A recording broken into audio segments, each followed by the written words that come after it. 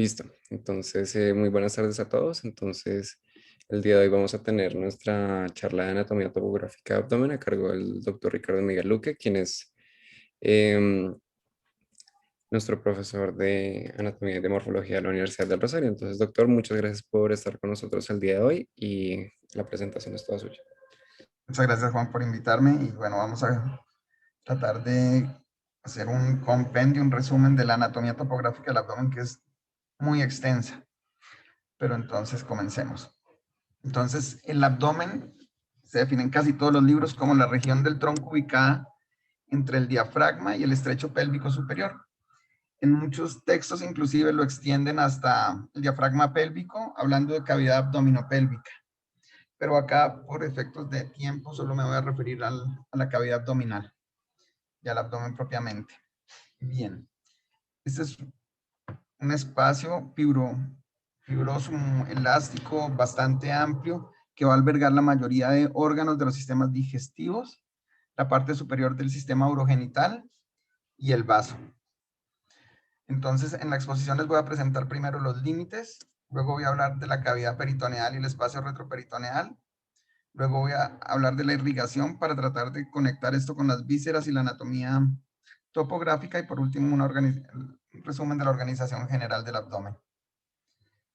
Entonces, bueno, los límites, el superior es el diafragma, el límite posterior va a estar dado por tres músculos que son el psoas mayor, el cuadrado lumbar y el ilíaco. Los límites anterolaterales corresponden a tres músculos anchos que son el transverso, el oblicuo interno y el oblicuo externo, que se extienden desde la parte posterior del dorso hasta la línea semilunar, que es esta que estoy señalando acá. Y ya en la parte anterior va a estar los músculos rectos y el piramidal. En la parte inferior está el estrecho pélvico superior, que sería el límite, es un falso límite porque en realidad es un orificio que va a comunicar directamente con la pelvis. Bien, desde la perspectiva de anatomía superficie, uno puede dividir el abdomen en cuadrantes, traza una línea a nivel de la línea media, cruzando por el ombligo, y otra línea a nivel de un plano, que es el plano subcostal, y ahí tiene los cuatro cuadrantes. Bien, este es un abordaje. Otras personas ponen esa línea acá a nivel del ombligo y en los cuadrantes así. A mí no me gusta la división por cuadrantes, me parece demasiado grande e inespecífica, y lo prefiero en 9 regiones.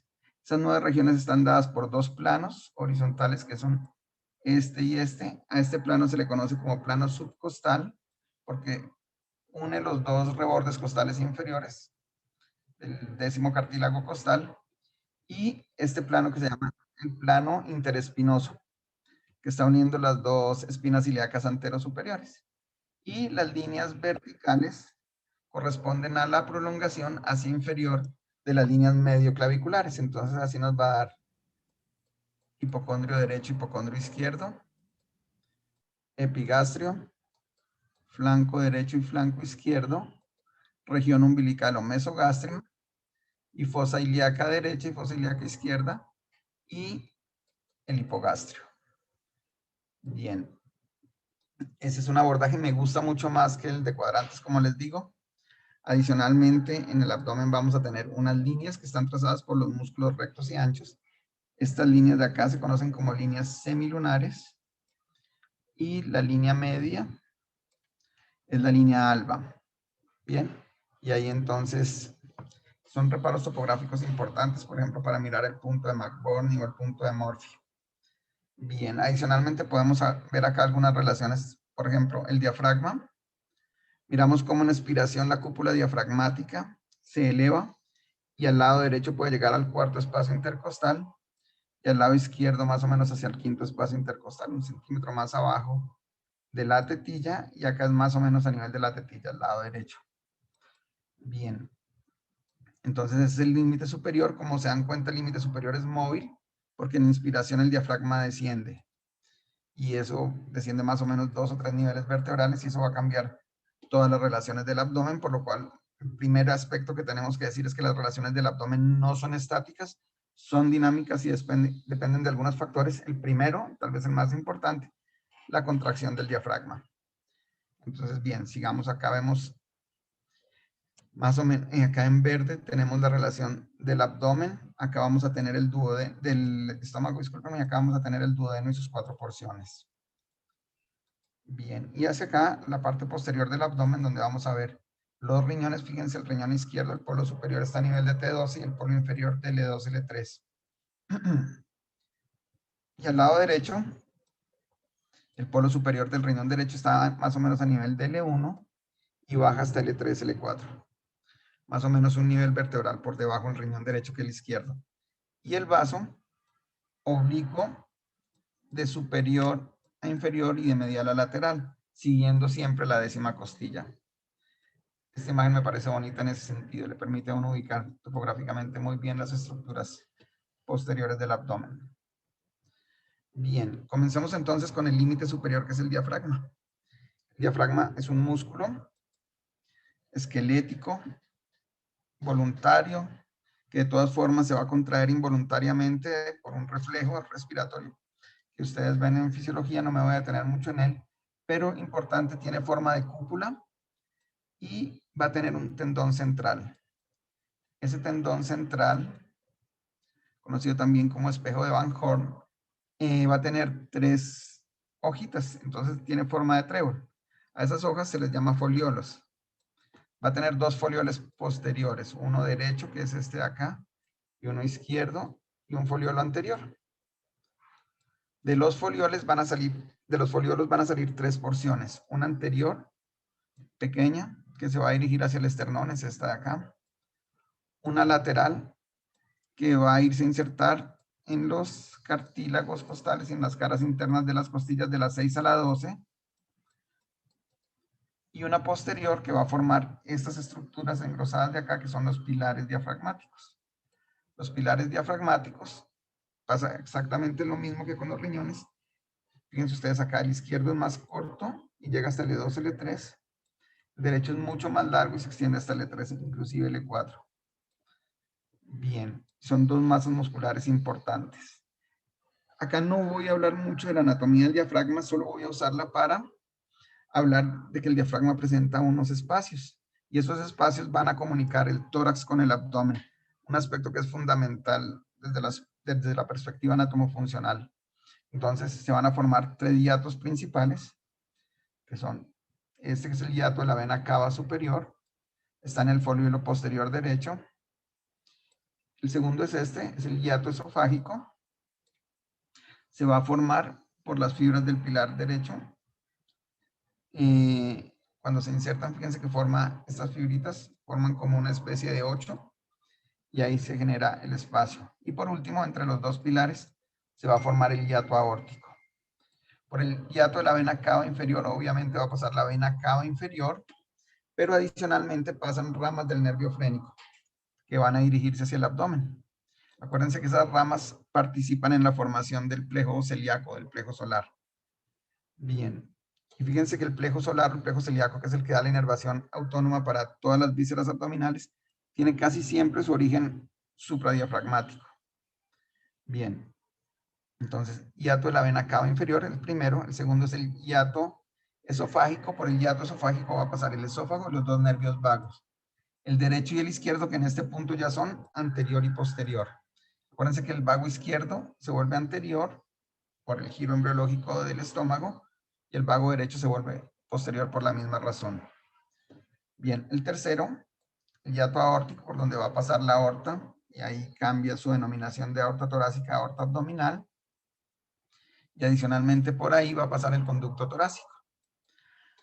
Ahora, adicional a estos 3 hiatos, que son los más conocidos, se van a formar otros hiatos en el diafragma, y esos hiatos van a estar dados primero acá, por estos arcos.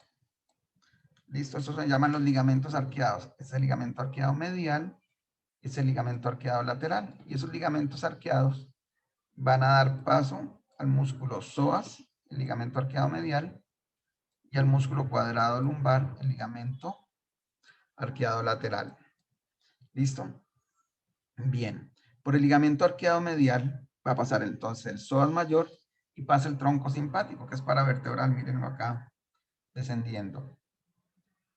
Y por el ligamento arqueado lateral pasa exclusivamente el músculo cuadrado lumbar.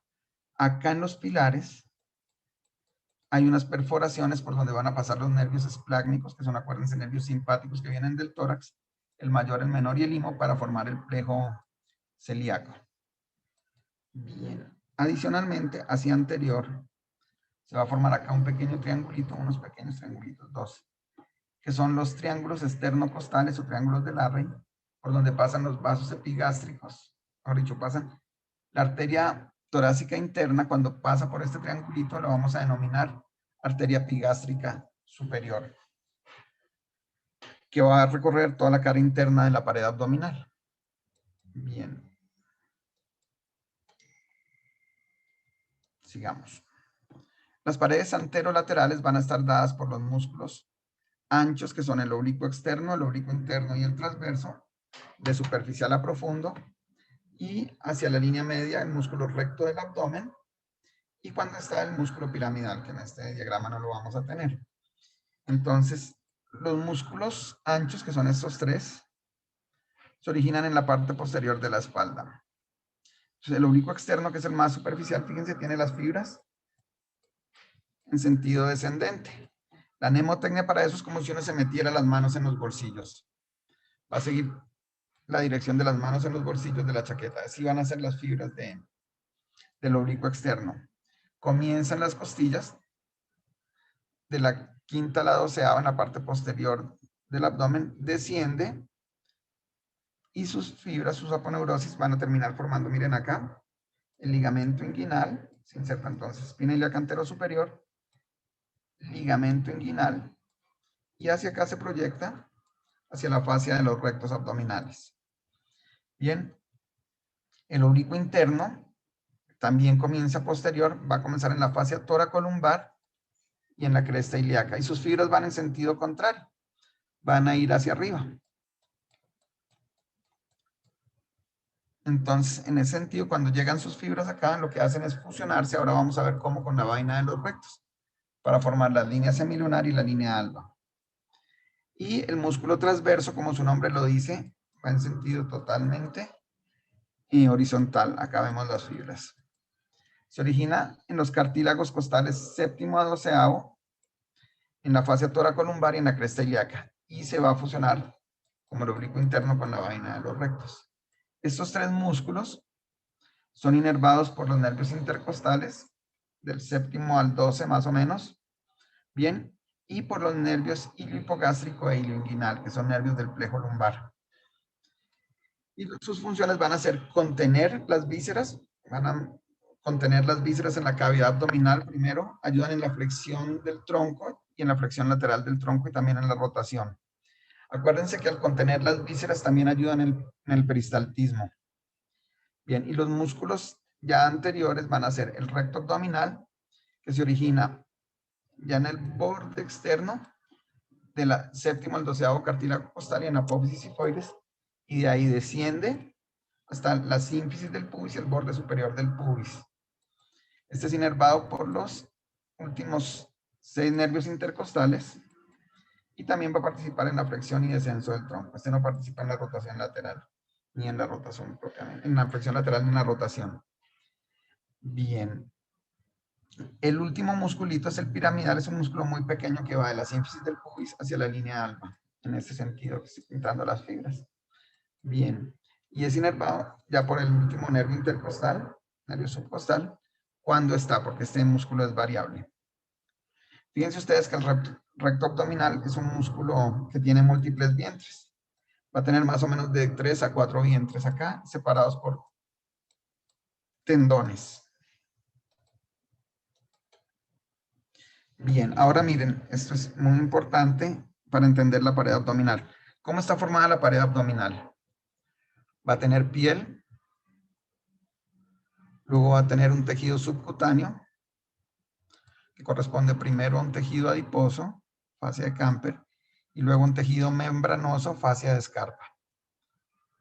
Luego vamos a tener los músculos anterolaterales. Entonces acá tenemos oblicuo externo, oblicuo interno, transverso y acá los rectos. Y ahora fíjense cómo se forma esa vaina de los rectos. La fascia del oblicuo externo pasa anterior a los rectos. La fascia del oblicuo interno se divide en dos, pasa anterior y posterior, y la fascia del transverso pasa posterior a los rectos. Acá en la línea media se unen y forman la línea alba. Y acá, este adelgazamiento que forman estos músculos forman la línea semilunar, que sería línea semilunar y línea alba. Ahí estamos viendo cómo se forman. Sin embargo, esta conformación que vemos acá no se mantiene a lo largo de toda la pared. Acá, en este punto que es un poco inferior al ombligo, la fascia del oblicuo interno y del recto se van a ir hacia anterior y forman esta linecita de acá que se llama la línea arqueada o arcada de Barlow. Es esta de acá, que cambia un poco las perspectivas de la pared abdominal. Bien, y entonces detrás de los rectos solo queda la fascia transversalis. La fascia transversalis es la fascia interna de la pared abdominal, que está separando el oblicuo interno, el recto, disculpen, el transverso del peritoneo parietal. Entonces, esta es la fascia transversalis. Y acá en rojo voy a pintar el peritoneo parietal, que es este de acá. Si ustedes se dan cuenta, entre la fascia transversalis y el peritoneo parietal se genera un espacio. Ese espacio es virtual, prácticamente no existe, uno no lo puede reconocer en vivo, pero cuando hay abscesos o tumores aparece. Se llama el espacio preperitoneal. Es este de acá que está en amarillo. Tiene un poquitico de grasa normalmente, pero es muy pequeña y es poco visible. Entonces, bien, ya tenemos cómo se conforma la pared abdominal desde la perspectiva topográfica.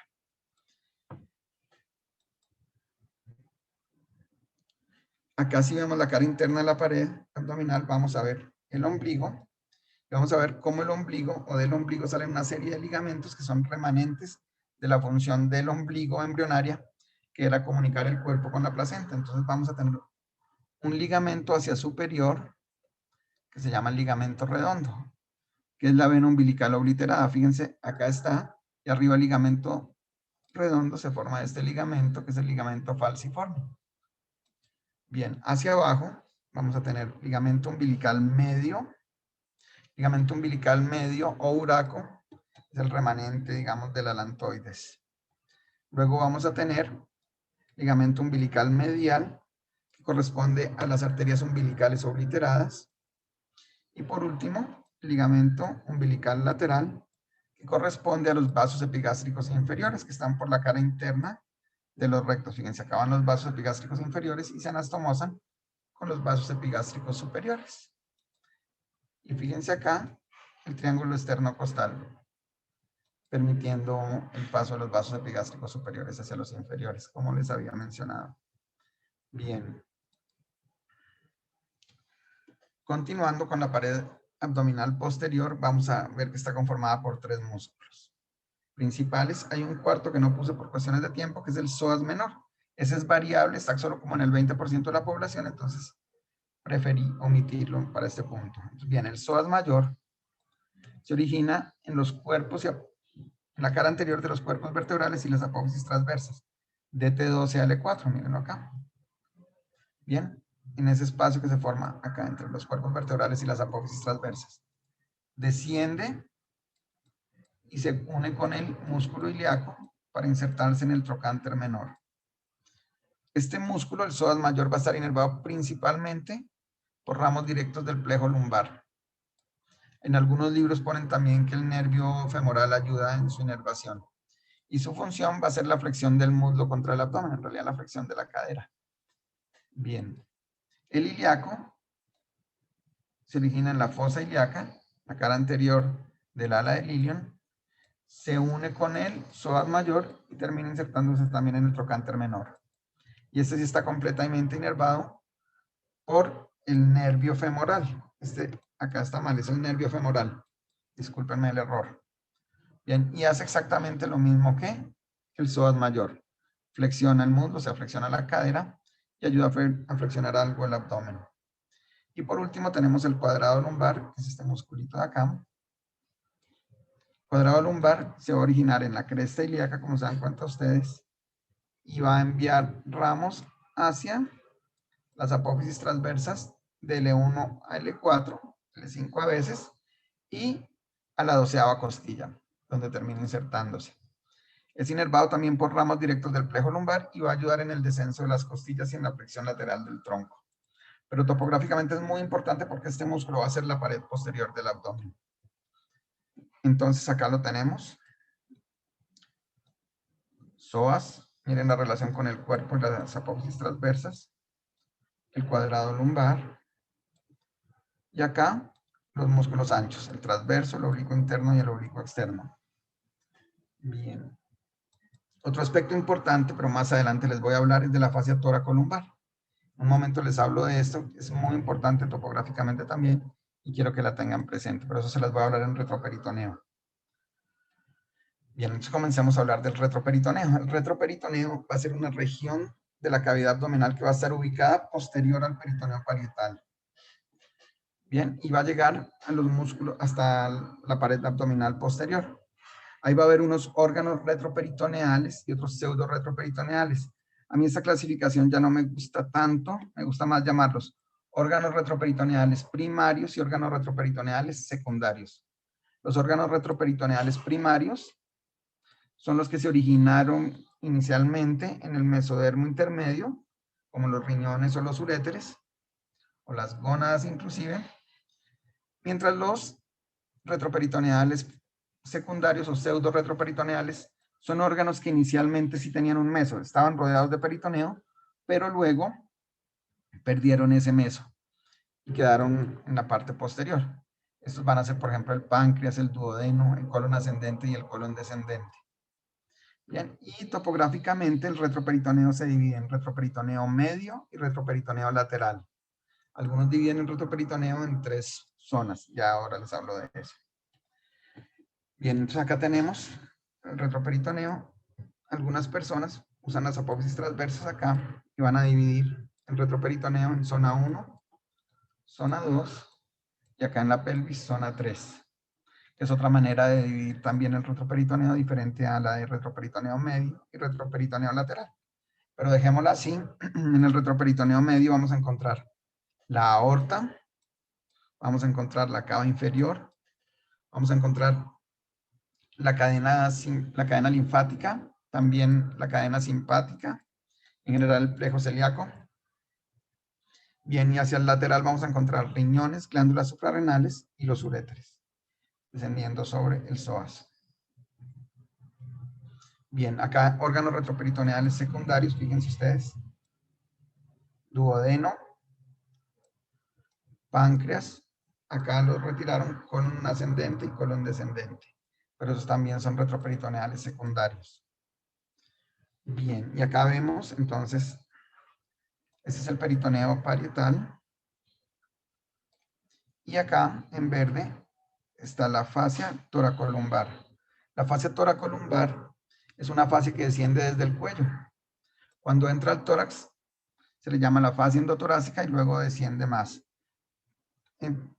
Esta fascia, digamos, va a tener 3 laminitas que se van a distinguir claramente. Uno, la lámina anterior, que es esta de acá. Fíjense que acá está separando al músculo psoas y el cuadrado lumbar de el retroperitoneo propiamente. Y se extiende acá como la fascia transversalis, o se continúa como la fascia transversalis. Va a tener una segunda lámina, que es esta, que es la lámina media, que termina envolviendo hacia atrás al psoas, el cuadrado lumbar, y tiene una fascia o una lámina posterior que se va hacia los músculos del dorso. Esa es la que más se va a continuar y va a ser constante. Ahora, acá en el retroperitoneo vamos a ver una segunda fascia, que es la fascia renal, que es esta acá, que está en azulito, que yo estoy pintando acá en morado. La fascia renal no es la cápsula renal está pegada al riñón. Bien, la fascia renal entonces tiene 2 láminas, fíjense, una lámina anterior y una lámina posterior, que están envolviendo todo el riñón. A la lámina anterior la llaman la lámina de Gerota, ustedes van a oír mucho este término probablemente. Y a la lámina posterior la llaman la lámina de Zuckerland. Bien, sigamos. Y acá tenemos nuevamente el retroperitoneo. Acá vemos claramente los riñones, páncreas, ven acá inferior y aorta. Adicionalmente está la vena porta acá formándose en este punto. Bien, la aorta abdominal es un vaso muy importante, como ustedes saben, que está en el retroperitoneo. La aorta abdominal entra al abdomen a nivel de T11, T12. Bien, y va a terminar bifurcándose a nivel de L4 en las dos ilíacas internas. A nivel de L4 está el ombligo, que es la referencia topográfica en anatomía de superficie. Bien, las relaciones anteriores de la aorta van a ser el cuerpo del páncreas y el duodeno, eso a nivel de la parte superior del abdomen, del epigastrio. Luego vamos a tener la raíz del mesenterio, el plejo celíaco y nódulos linfáticos. Todo esto va a estar relacionado por acá. Hacia atrás está la columna, hacia el lado derecho está la vena cava inferior, y hacia el lado izquierdo el riñón y la vena renal izquierda. Bien. La aorta va a tener unas ramas. Las ramas de la aorta son muy sencillas para que se acuerden de ellas. Tiene tres ramas anteriores que son las ramas viscerales hacia el intestino o hacia los órganos derivados del intestino. El tronco celíaco, acuérdense, irriga las estructuras derivadas del intestino anterior embrionario. La mesentérica superior irriga las estructuras derivadas del intestino medio embrionario y la mesentérica inferior irriga las estructuras derivadas del intestino posterior embrionario. Entonces, fíjense ustedes acá, tenemos toda la irrigación de las vísceras abdominales digestivas. Y todas dependen de estas tres ramas que son las ramas anteriores. Tronco celíaco, mesentérica superior y mesentérica inferior. Topográficamente, el tronco celíaco a nivel de T12, la mesentérica superior a nivel de L1 y la mesentérica inferior a nivel de L3. Ahora les voy a dar unas relaciones topográficas un poco diferentes para que las tengan presentes. Va a tener tres ramas laterales que se van a ir a las estructuras derivadas del mesodermo intermedio, que son riñones, gónadas y suprarrenales. Vamos a tener las arterias suprarrenales medias, las arterias renales y las arterias gonadales. Todas se van hacia el lado.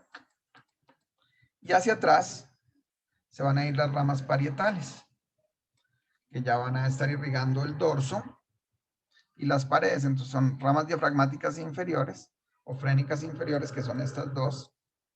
Las ramas lumbares, que son variables en número, que se van a irrigar psoas, cuadrado lumbar y músculos del dorso. Y la arteria sacra media, que es esta de acá. Entonces ya tenemos divididas las tres grandes grupos de ramas de la aorta. Unos anteriores que se van a irrigar las vísceras abdominales dependiendo del origen embrionario. Como hay tres intestinos, el anterior, el medio y posterior, va a haber tres ramas. Tronco celíaco, mesentérica superior y mesentérica inferior. Las laterales se van al mesodermo intermedio que da origen a los riñones, las suprarrenales y las gónadas. Y entonces acá las vamos a tener. Y por último, las ramas terminales son las ilíacas comunes o ilíacas primitivas, que van a irse, como ustedes ya saben, hacia la extremidad inferior y hacia la pelvis, dando la ilíaca externa y la ilíaca interna. La ilíaca externa se va hacia el miembro inferior, la ilíaca interna se va hacia la pelvis como tal. Bien, y la cava inferior se va a formar por la confluencia de las dos venas ilíacas comunes, que confluyen a nivel del L5, L4, L5 si lo quieren, y va a ascender. En su ascenso va a tener dos segmentos, un segmento subhepático abajo del hígado antes de que llegue al hígado, y un segmento retrohepático cuando pasa detrás del hígado. En su ascenso, fíjense, no tiene las ramas derivadas, no va a recibir tributarias que vengan del intestino. Va a recibir ramas que vienen de los riñones y las gónadas y de la pared. Entonces va a tener la vena sacra media, venas lumbares en número variable, venas renales y las venas gonadales derechas. Ellas llegan directamente porque a las gonadales izquierdas les da pereza pasarse hasta la derecha y prefieren desembocar en la vena renal izquierda. Bien, adicionalmente reciben las venas suprarrenales y ya recibiendo todo el drenaje venoso de las vísceras o intestinales, va a recibir las venas hepáticas, que drenan toda la sangre venosa del hígado, pero acuérdense que el hígado recibía toda la sangre venosa de las vísceras intestinales, del intestino, el estómago y demás cosas, adicional al vaso, por la vena porta. Y las ramas finales de la vena cava inferior son estas ramitas que son las venas frénicas inferiores. Bien. Ahora pasemos a hablar del peritoneo. El peritoneo es una membrana serosa que va a recubrir las vísceras abdominales. Es un saco cerrado en realidad. El peritoneo, imagínense ustedes que uno tiene acá una bomba. Y a esa bomba uno le mete el puño. Acá está el puño. Así funciona el peritoneo. El peritoneo es un saco cerrado, fíjense ustedes, que va a tener un segmento que va a estar adherido a la pared abdominal.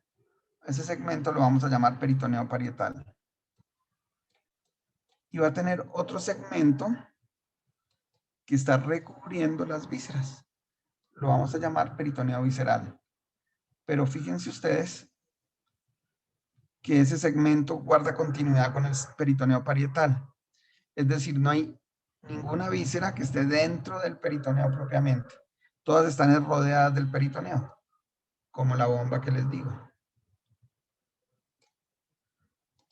que recibe el puño.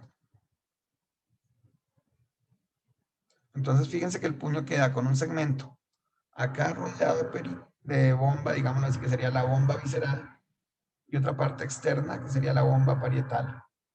Entonces, este puño sería un puño, digamos, si lo llamamos a la bomba peritoneo, peritonelizado. Entonces, acá tenemos el puño. ¿Listo? Bien. Entonces, en los hombres el peritoneo en efecto forma un saco cerrado, pero en las mujeres, porque el ovario desciende, pero sí queda dentro de la bomba, va a formar un saco abierto, donde el ovario queda dentro del saco peritoneal, dentro de la cavidad en efecto, y la parte más externa de las trompas uterinas o de las trompas de falopio también se mete dentro de ese saco. Bien, que es la porción infundibular de las trompas uterinas. Y esto genera, este hecho que el peritoneo sea un saco abierto en las mujeres, hace que la cavidad peritoneal, que es esta, esté en comunicación con las trompas de falopio y por ende con el útero y por ende con la vagina y por ende con el exterior.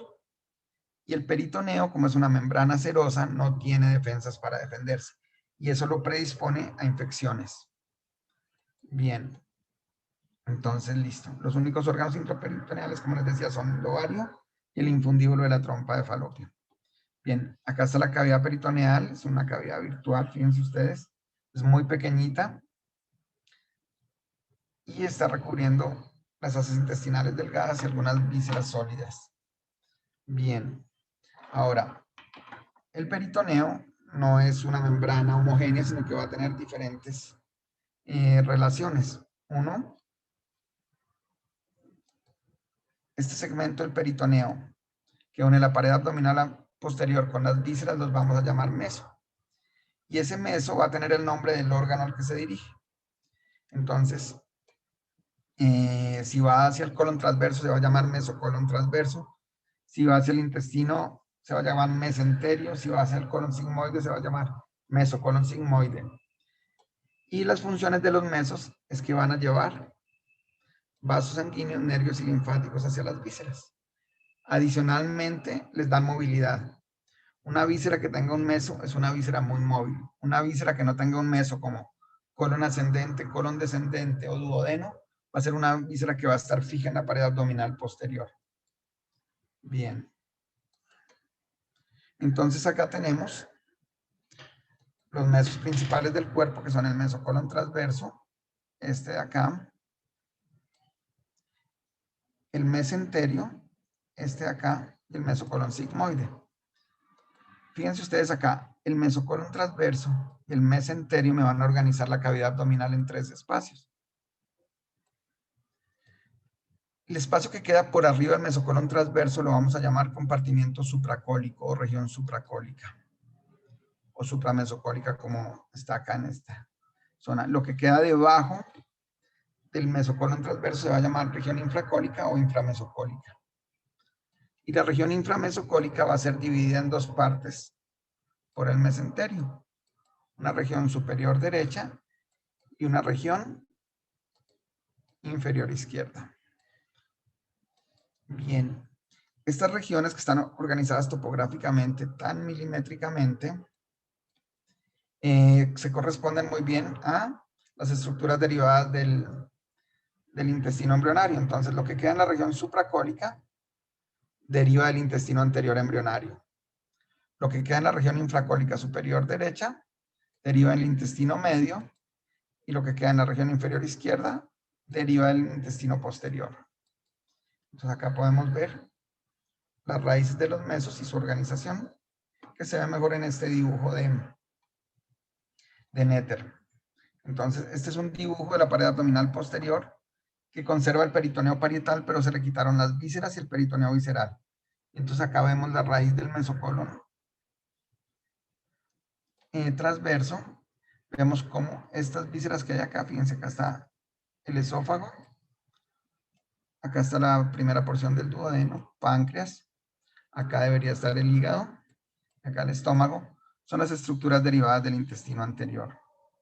Bien, fíjense bien la relación que tiene esto, ahorita se las complemento. Acá tenemos la raíz del mesenterio, y acá van a estar entonces las asas intestinales delgadas. Fíjense, acá está la cuarta porción del duodeno. Bien, y hacia acá va a estar la válvula ileocecal. Y acá ya tenemos entonces región infracólica superior derecha, región infracólica inferior izquierda. Bien. Y entonces en la región supracólica, o la región supracólica, la vamos a dividir en dos espacios.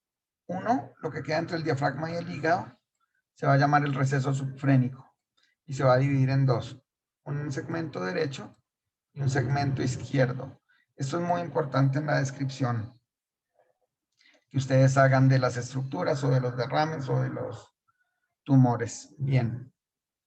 Y esas dos regiones van a estar separadas por ligamento falciforme, por el ligamento falciforme, que los va a dividir entonces en espacio subfrénico, inferior izquierdo o derecho. Y por debajo del hígado vamos a tener otro espacio que se va a llamar el receso subhepático. Adicionalmente vamos a tener este espacio de acá, que es la celda gástrica, que ahora van a ver que tiene otro nombre que es más importante. Bien, entonces acá tenemos receso subfrénico y receso subhepático. Bien, acá entonces la región infracólica, esto es mesocolon transverso, acá tenemos yeyuno comenzando y acá tenemos el ilion terminando. Y acá tenemos la raíz del mesenterio cortada, o sea, cortaron todas las asas intestinales. Pero eso nos permite ver bien el mesenterio, la región supracólica e infracólica superior derecha, la región infracólica inferior izquierda. Bien, y acá mesocolon sigmoide. Bien, adicionalmente va a haber unos segmentos de peritoneo que van a estar comunicando al estómago con el colon transverso o con el hígado. El segmento de peritoneo que comunica al estómago con el colon transverso se le denomina aumento mayor. Es un pliegue tetralaminar de peritoneo que une la curvatura mayor del estómago con el colon transverso. Entonces, fíjense ustedes que este peritoneo baja y vuelve a subir para llegar al colon transverso, y en ese aspecto es que va a formar su característica anatómica. Y fíjense también que al estar ubicado acá, separa las asas intestinales delgadas de la pared abdominal. Uno, permitiéndoles movilidad y que no se adhieran a la pared abdominal propiamente. Y dos, acuérdense que este tiene una función importante para formar plastrones cuando hay infecciones, para que lo tengan presente. Al estar uniendo mejor, curvatura menor con mesocolon, forma un ligamento que se llama el ligamento gastrocólico, que es muy importante desde la perspectiva topográfica. Del aumento mayor o del aumento mejor van a salir una serie de repliegues. Fíjense acá, Este repliegue se llama el ligamento gastrofrénico. Este repliegue de acá se llama el ligamento gastroesplénico. A este ligamento lo conocen como tercer aumento también. Ya casi no usan ese término, pero algunas personas todavía usan el nombre de tercer aumento para el ligamento gastroesplénico. Y por último, el pliegue preesplénico, que va a ser una continuación de este ligamento gastroesplénico. Se une acá con un repliegue peritoneo que une el colon con el diafragma. Y forma entonces el pliegue preesplénico. Bien. El aumento menor une la curvatura menor del estómago con el hilo hepático. Y va a tener dentro de él dos ligamentos. Uno que queda a la izquierda, lo voy a pintar acá en amarillo, en rosado, disculpen, eso nunca me sale el color que quiero. Acá ahora sí en amarillo. Ligamento gastrohepático. Y un segundo ligamento que voy a pintar acá en azul, ligamento hepatoduodenal. Acuérdense que por el ligamento hepatoduodenal va la tríada porta. Recuérdense que la tríada porta está dada por arteria hepática propia, conducto colédoco y atrás la vena porta. Bien, entonces ese aumento comunica curvatura menor con hilo esplénico. Por favor, para que lo tengan presente. Bien, acá tenemos entonces los ligamentos que derivan de él, que son el hepatofrénico, que se va a ir hacia el diafragma, desde el lóbulo derecho. 2, el ligamento hepatoesofágico, que es este pequeñito de acá, que es variable.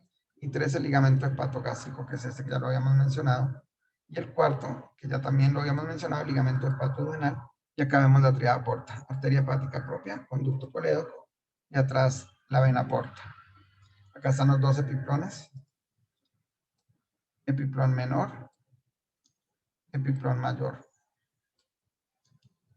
Acá la hoja descendente y la hoja ascendente, o las hojas descendentes y las hojas ascendentes, parecen separadas, pero en el adulto normalmente están fusionadas. Y esta bolsa que vemos acá no existe. Normalmente está fusionada y no la vamos a ver en realidad. Bien, entonces de acá, o de esas descripciones, deriva el concepto de trascavidad de los epiprones o bolsa mental, que va a ser ese espacio que va a estar detrás del hígado, detrás del estómago. Fíjense, esto es aumento menor y esto es aumento mayor acá fusionado. Esto es un mesocolon transverso. Entonces el espacio que se forma entre el aumento mayor, el aumento menor, el estómago y el mesocolon transverso, ese espacio que se forma detrás es la trascavidad de los epiprones, que era lo que estábamos viendo en esta imagen. Esto que estamos viendo acá es la trascavidad de los epiprones. Fíjense que en la parte de atrás está el páncreas, la glándula suprarrenal. Cerrándolo lateralmente está el vaso en el lado izquierdo. Hacia el lado derecho, lo que hay acá es una abertura que lo va a comunicar con el peritoneo. Esa abertura se llama el hiato de Winslow, orificio epiploico. Ahora vemos sus límites.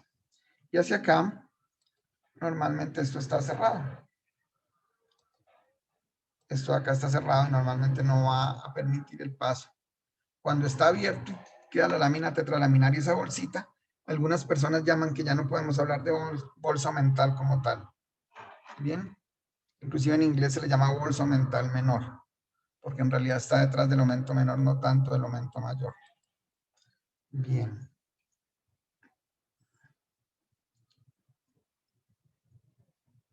Entonces acá está la trascavidad de los epiprones. Los límites de la bolsa mental van a ser hacia arriba, ligamento gastrofrénico, hacia la izquierda, el vaso, o sea, el ligamento gastroesplénico, a la derecha el ligamento hepatoduodenal, donde va a haber el orificio de Winslow, que ya habíamos hablado, hacia anterior que va a estar aumento menor, la cara posterior del estómago, y el aumento mayor, que ahora denominamos ligamento gastrocólico. Bien, y hacia atrás, ¿quién va a estar? Páncreas, riñón, que no lo alcanzamos a ver en este corte. Bien, y la glándula suprarrenal. Y hacia abajo es la bolsa mental como tal, y el mesocolon transverso, que es este de acá. Bien, y el orificio epiploico, este orificio de acá, va a estar formado por ligamento hepatoduodenal adelante, primera porción del duodeno abajo. Hacia atrás está la cava inferior, que acá no la vemos por el corte, pero debería estar por acá. Y hacia arriba el hígado. Bien. Y acá tenemos nuevamente la bolsa.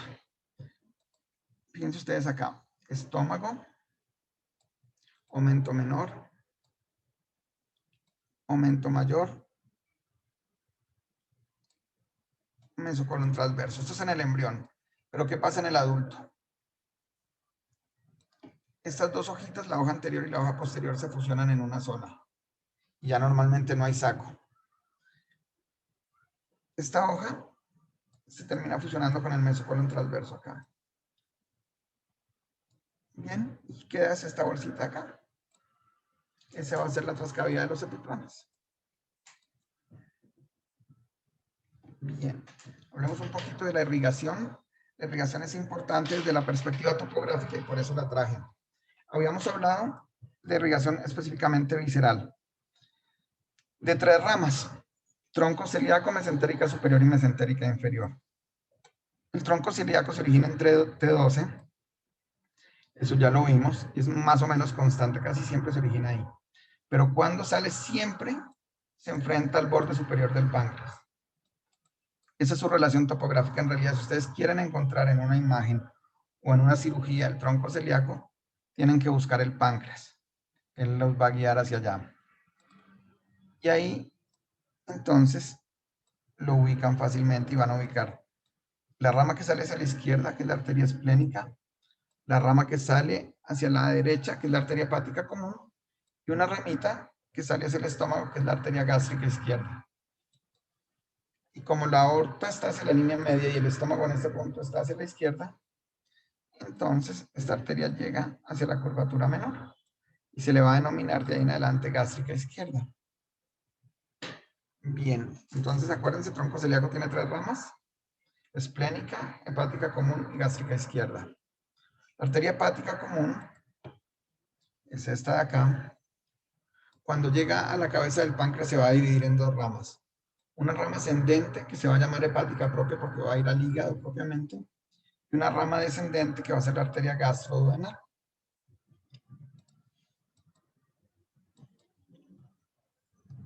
Bien, la arteria gastroduodenal, mírenla acá, va a dar una ramita hacia la curvatura mayor del estómago. Como acá está el epiplón mayor, se va a llamar arteria gastroepiploica derecha. Bien, y la otra ramita que da la gastroduodenal son estas ramitas para el páncreas del duodeno, que se llaman los arcos pancreatoduodenales superiores. Va a haber uno hacia adelante y uno hacia atrás: pancreatoduodenal superior anterior, pancreatoduodenal superior posterior. Bien, entonces miren, gastroduodenal. Gastro por la gastroepiploica derecha y duodenal por los arcos pancreatoduodenales superiores, llámese anterior o posterior. La hepática propia va a dar la arteria cística que pasa por acá, por el triángulo de Calot, las 2 hepáticas que son la derecha y la izquierda, y por último esta ramita de acá que se llama la gástrica derecha, que también se va para la curvatura menor del estómago. Bien, y acá la tenemos mejor. Entonces, gástrica izquierda yéndose a la curvatura menor para nivel del cardias y bajando. Gástrica derecha saliendo de la arteria hepática propia a la curvatura menor y se anastomosa con la gástrica izquierda. Bien, luego tenemos la arteria esplénica, que va sobre el borde superior del páncreas, del cuerpo y de la cola del páncreas. Y entonces acá tenemos definidos los segmentos del páncreas. El tronco celíaco, cuando llega al páncreas, genera como una muesca, como una escotadura. Y esa muesca la llamamos cuello del páncreas. Lo que queda a la derecha, entonces va a ser la cabeza del páncreas, excepto este segmento que se llama el proceso unciforme del páncreas, que está sobre la tercera porción del duodeno. Bien, acá ya tenemos cuello, cabeza. Lo que está hacia la izquierda del cuello lo vamos a llamar cuerpo. hasta donde el páncreas se peritonealiza. Y entonces ya lo llamamos cola, que es lo que está adyacente al vaso. Bien. La arteria esplénica, entonces, como está pegada al páncreas, va a dar unas ramas pancreáticas. Da la rama arteria pancreática dorsal, da la pancreática principal, adicionalmente va a dar unas ramas gástricas cortas hacia el cuerpo del estómago. Bien, da la gastropiploica izquierda que se va por la curvatura mayor. Listo. Y cuando llega acá al vaso, va a dar dos ramitas, una superior y una inferior, que determinan los lóbulos del vaso, los lóbulos esplénicos, que son uno superior y uno inferior. Entonces el páncreas está irrigado por varias arterias. Va a tener un sistema derecho, un sistema medio y un sistema izquierdo. El sistema derecho depende de las arterias pancreatoduodenales que derivaban de la gastroduodenal, como ya les había mencionado. Estas arterias van a llegar hasta la raíz del mesocolon transverso. Y ahí se van a anastomosar con una rama de la mesentérica superior, que son los arcos pancreatoduodenales inferiores. Entonces, fíjense acá. La arteria gastroduodenal da los arcos pancreatoduodenales superiores, que son estos. Y esta da una rama anterior y una posterior, que se terminan uniendo con ramas inferiores que vienen de la mesentérica superior. Bien, entonces ese es el sistema de derecha irrigación del páncreas. Luego tenemos el sistema medio, que va a estar dado por, discúlpenme acá, la arteria pancreática dorsal, que es esta arteria de Testín, que es esta de acá.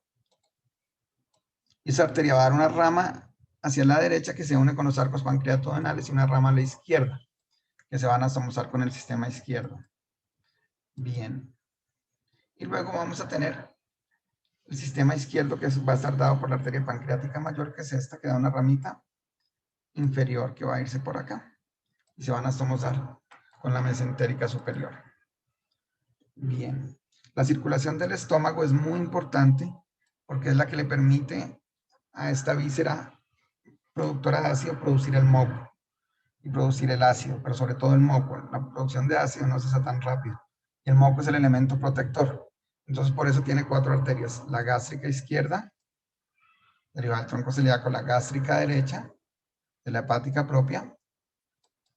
Estas gástricas están en la curvatura menor. Y luego va a tener la gastropiploica izquierda, que deriva de la esplénica, y la gastropiploica derecha, que viene de la gastroduodenal. Son cuatro ramas de alto flujo para una víscera que es relativamente pequeña y hueca. Bien. Luego tenemos la mesentérica superior. La mesentérica superior, quiero que miren primero acá, se origina detrás del páncreas. Miren, este es el páncreas. Arriba del páncreas está el tronco celíaco, que queda adyacente a la primera porción del duodeno. Y detrás del páncreas se origina la mesentérica superior. Y la mesentérica superior va a salir entre la cabeza del páncreas, que es esta, y el proceso unciforme del páncreas, que es este. Adicionalmente, abraza a la tercera porción del duodeno, que es esta, y a la vena renal. Y forma esta pinza con la aorta, que se llama la pinza aortomesentérica. Pero lo que me interesa acá, más que la pinza aortomesentérica, que es una rareza, es la relación de la mesentérica superior con el páncreas, la relación de la mesentérica superior con el tronco celíaco, y cómo la mesentérica superior, mírenla acá, separa la cabeza del proceso uncinado, se mete entre las dos. Y ahí es donde van a encontrar la mesentérica superior fácilmente. Hacia la derecha de la cuarta porción del duodeno, separando la cabeza del proceso unciforme del páncreas. Y se mete acá y se va a ir hacia la raíz del mesenterio. Y se va a ir por el mesenterio a irrigar las vísceras del intestino medio embrionario. Bien. Entonces, cuando miramos eso acá en este contexto, espérense que acá de pronto no se ve bien. Retrocedo acá un momento a esta imagen. Proceso unciforme del páncreas, cabeza del páncreas. Acá arriba sale el tronco celíaco Y ahora miren, por acá pasa la mesentérica superior. Disculpen, entre el proceso informe del páncreas y la cabeza del páncreas. Y va a llegar acá al mesenterio, que es la raíz del mesenterio. Y por ahí se va a ir para dar sus ramas. Entonces ahora sí veámoslas.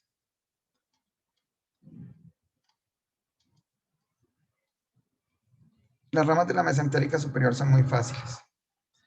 Va a irse y va a dar unas ramas yeyunales, que van a ser estas, unas ramas ileales, que son estas, son variables, y luego da su ramita terminal, que es esta, que es la arteria iliocólica, o iliobisecoapendícula cólica, que se va a la parte final del ilion, da dos ramas para el ciego, que son la rama anterior y posterior, una rama pendicular y una rama cólica ascendente, iliobisecoapendículo-cólica. Bien, entonces miren acá. Sale la mesentérica superior, irriga intestino medio. ¿Qué irriga? Parte distal del duodeno y del páncreas. Arteria pancreatoduodenal inferior. Luego todo el intestino delgado, que es yeyuno e ilion. Luego irriga parte distal del ilion, el ciego y el apéndice, con la arteria iliocólica o iliobisecoapendículo-cólica. Y por último, va a irrigar el colon. El colon ascendente a través de la cólica derecha, que es una arteria variable, solo está en el 60% de las personas, y el colon transverso a través de esta arteria, que es la cólica media. Entonces, el asunto es fácil. Si yo tengo la persona acá, acá está el ombligo, cólica derecha y cólica media hacia la línea media. Bien. Y esas son todas las ramas que da la arteria mesentérica superior. Entonces, miren, arcos pancreatodenales inferiores, arterias yeyunales, arterias ileales, la arteria iliocólica, la cólica derecha y la cólica media, siendo la cólica derecha variable, no se les olvide eso, por favor. Bien, entonces acá ya tenemos la relación que les había dicho. Luego, acá está la mesentérica superior nuevamente, ya solo en su parte intestinal, con la cólica derecha y la cólica media. Bien. Y luego tenemos la mesentérica inferior. Esta imagen la traigo para que vean la relación de la mesentérica inferior con la cuarta porción del duodeno. Sale detrás de la cuarta porción del duodeno y luego lateral. Y va a dar una rama cólica izquierda, que tiene una porción ascendente y una descendente. Unas ramas sigmoideas, que normalmente son tres, superior, media, inferior. Y da la arteria rectal superior. Esa es la mesentérica inferior. Bien, acá tenemos la imagen más clásica. Ahora hay unas anastomosis que se dan entre las arterias. Entre la arteria cólica media, acá, y la cólica izquierda se forma esta anastomosis que se llama el arco de Riolano o anastomosis de Riolano. Es importante estas anastomosis cuando hay isquemias mesentéricas. Y las traigo porque son más hallazgos radiológicos en angiografías que anatómicos. Este es el arco de Sudeck, que es una anastomosis entre la sigmoidea inferior y la rectal superior, que puede derivar el flujo también. Es una anastomosis muy variable, no es tan frecuente como el arco de Riolano. Luego vamos a tener la arteria sinusoidal o sinuosa de Moskowitz. Esta sí que es un descubrimiento radiológico. Esta en anatomía uno no la ve, pero se ha visto que este arco que comienza acá en la raíz de la mesentérica superior y termina acá en la raíz de la mesentérica inferior, cuando una persona tiene isquemia mesentérica y le hacen una angiografía y aparece esta arteria acá, eso es casi diagnóstico de isquemia, porque fíjense que está alejada de la pared, ¿sí? Y aparece acá y casi que suple la función de este arco que se llama el arco de Drummond. Entonces acuérdense de esta arteria. Eso se descubrió hace como 40 años. La arteria sinuosa o arteria de Moskowitz. Miren acá. Como les digo, cuando la vean en angiografía sin que haya aplicado vasodilatadores, eso es fijo que la persona tiene isquemia mesentérica. pero ha sido un hallazgo relativamente constante bajo esa perspectiva. Uno no la ve normalmente en la anatomía, no la ve casi como un capilar, pero se vasodilata mucho y es un arco de soporte. Bien, y acá tenemos el arco marginal de Drummond, que es este de acá, que son la anastomosis de todas las arterias que estábamos viendo, que queda adyacente a la pared del colon. Y la vena porta, que se va a formar por la unión de la vena esplénica con la mesentérica superior, de forma constante. Entonces, la vena mesentérica superior pasa, siguiendo la arteria mesentérica superior, entre el proceso unciforme del páncreas y la cabeza del páncreas, se ubica detrás de la cabeza del páncreas, donde se va a encontrar con la vena esplénica, que venía detrás del cuerpo del páncreas. Entonces, estamos a nivel de entre T12 y L1, y ahí asciende por el ligamento hepatoduodenal hasta el hilio hepático. Antes, o en ocasiones puede recibir la vena mesentérica inferior y la vena gástrica izquierda, pero esa no es constante, esa conformación. Bien, ahora la conformación general del abdomen, acá lo vemos, más o menos T11, vemos acá el hígado, con la cava inferior recibiendo las venas hepáticas, vemos el estómago y vemos un segmento del vaso. Adicionalmente vemos el diafragma y la aorta. Acá vamos a ver, estamos todavía T11, T12, hígado ya mucho más grande, cava inferior, aorta, vaso muy grande, y acá comienza a aparecer la suprarrenal, y acá el estómago. Bien, y acá ya mucho más grande el estómago, el hígado, aorta, cava inferior y los dos riñones. Ya estamos a nivel de T12. Entonces, bajo esa perspectiva, en la próxima tiene que aparecer el tronco celíaco. Y acá aparece. Ya T12 muy claro. Acá tenemos cava inferior, el hígado ya despejándose o no cubriendo completamente la cava inferior. Los dos riñones claramente. El estómago, el vaso ya desapareciendo. Y acá aparece la flexura cólica izquierda, que es mucho más alta que la flexura cólica derecha. Acá ya tenemos otra vez páncreas, tenemos la vena porta, tenemos la mesentérica superior, entonces ya estamos a nivel del E1, cava inferior, colon ascendente, la flexura y acá el estómago.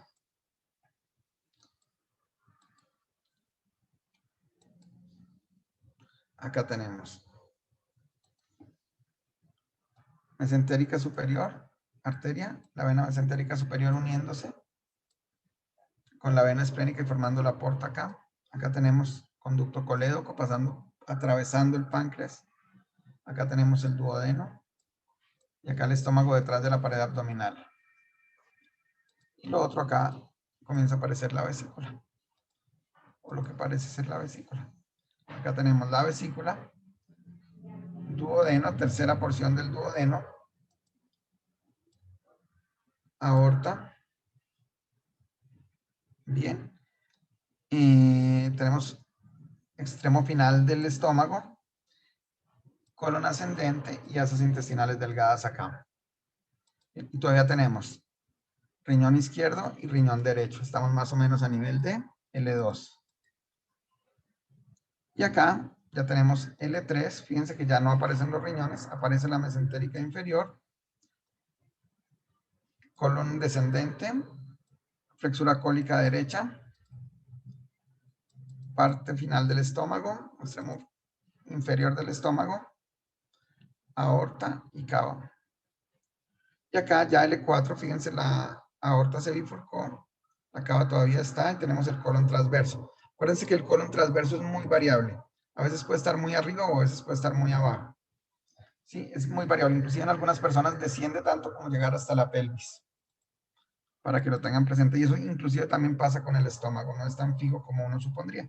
Acá ya L5 con la bifurcación de las cavas. Y acá es una tablita que les traigo. Les voy a compartir dos artículos sobre relaciones topográficas que han hecho estudios de anatomía, superficie y relaciones topográficas. Entonces, permítanme 2 segunditos y ya se los comparto. Mientras tanto,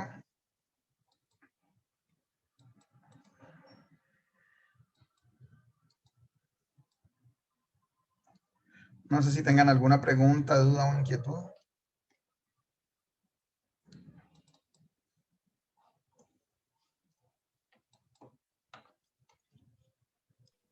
Doctor, yo tenía una pregunta. Ajá. Desde el punto de vista embriológico, ¿cómo se explica que las alteraciones anatómicas como que se den? ¿Eso está más relacionado como con los genes o porque es que algunas personas tienen como unas arterias y otras no? Eso depende de varias cosas. Primero, sí, de que nosotros no somos un gen, o mejor dicho, la morfogénesis no depende de un solo gen, sino de la suma de muchos genes.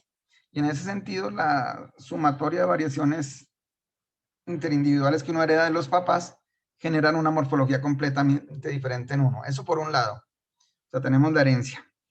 Heredo variaciones de mi papá, heredo variaciones de mi mamá, y esos cambios o microcambios hacen que haya cambios también en la morfogénesis. Entonces, eso por un lado, y por el otro ya los cambios epigenéticos que se dan durante el desarrollo. Entonces, esas dos cosas sumadas nos generan cambios completos en los patrones morfológicos. Bien, aquí está ya el segundo artículo. Doctor, Entonces, otra pregunta. ajá. Digamos, la irrigación de la pared del abdomen va a estar dada únicamente por las arterias epigástricas o hay alguna otra como que aporte. Hay otros aportes. Entonces, bueno, eso no lo tengo en esta presentación, pero digamos, va a haber una irrigación anterior, una lateral y una posterior. La anterior sí depende principalmente de la anastomosis entre las arterias epigástricas superiores e inferiores que veíamos. Eso es a nivel de los rectos. A nivel de la cara lateral del abdomen, ¿se acuerdan de la arteria torácica lateral que irrigaba la mama?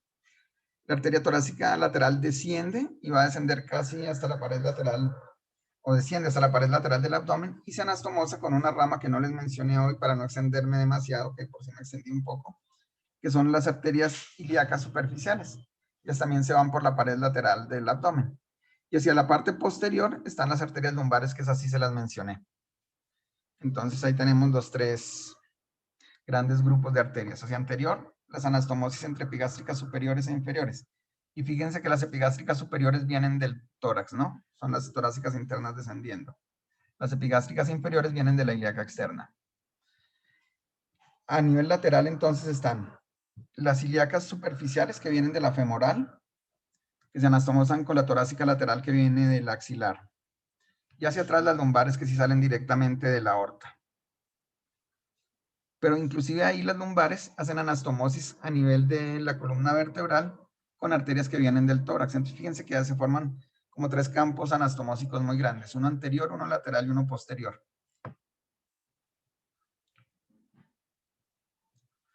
¿Sí queda más o menos claro? Sí, doctor, gracias. Y otra pregunta, digamos, en los adultos, ¿qué función o para qué sirve el conducto onfalomesentérico? El conducto onfalomesentérico ya no tiene ninguna función. De por sí cuando permanece, él desaparece normalmente. Cuando permanece, menos del 1%, inclusive a veces en 2% dependiendo de las series, forma un divertículo, una anomalía, digamos, que es el divertículo de Meckel.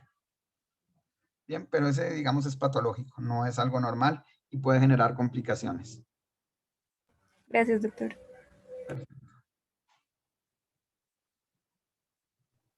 Listo, doctor, y por el chat tampoco nos ha llegado más preguntas. Perfecto. Entonces, doctor, muchísimas gracias por su charla, la verdad estuvo muy completa. A todos los participantes por su participación y por acompañarnos en el día de hoy. Entonces, sin ser nada más, de verdad, muchísimas gracias, doctor, y que tenga muy buena tarde. Muchas gracias a ustedes por escucharme. Lo mismo, que tengan buena tarde. Gracias. Bueno, que estén muy bien.